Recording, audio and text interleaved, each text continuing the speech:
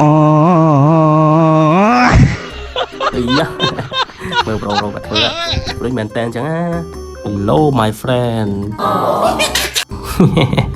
តោះនេះគឺជាវីដេអូ vlog បន្តទៀតហើយអានេះជា vlog ទី4ណាបងប្អូននេះតែគាត់ថាអត់សូវបានផលបន្តិចតាមពិតខ្ញុំថតបានច្រើនណាតែអើយរវល់ខ្លាំងពេកអត់សូវបានកាត់តវីដេអូផុសចឹងណាបងប្អូននេះចឹងបងប្អូនបើបានមើលវីដេអូនេះហើយកុំភ្លេចជួយ like subscribe វីដេអូនោះវាlike subscribe បាច់ជួយ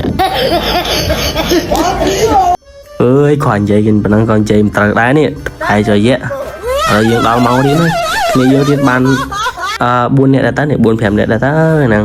ជួយហើយ vlog និយាយពីស្អីនឹងសាប់អត់យល់នេះ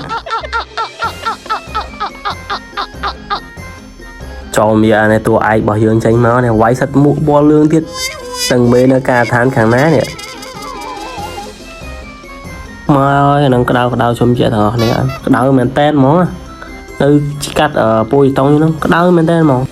ណែតែពេលក្តៅយើងដាក់ fruity មួយអែមកប់ហួសមកតែវីដេអូនេះមានណាគេ sponsor ណាថតចេញខ្លួនឯងហ្មង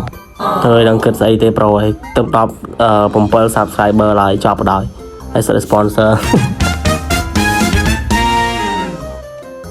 ហើយឥឡូវយើងកុំនិយាយច្រើនពេកយើងចូលមកមើលគ្នាយើងអនុវត្តធ្វើតែម្ដង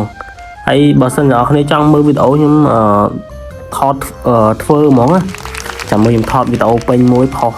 ដាក់នៅក្នុងវីដេអូហ្នឹងហ្មងអានេះវីដេអូខ្ញុំកាត់ទេអត់បានថតពេញទេដោយសារតែបើយើងថតពេញតើយើងអត់ថត vlog ហ្មងតទៅពេលអញ្ចឹងទៅបាច់ញ៉ៃច្រើនទេថតអញ្ចឹងបដ ாய்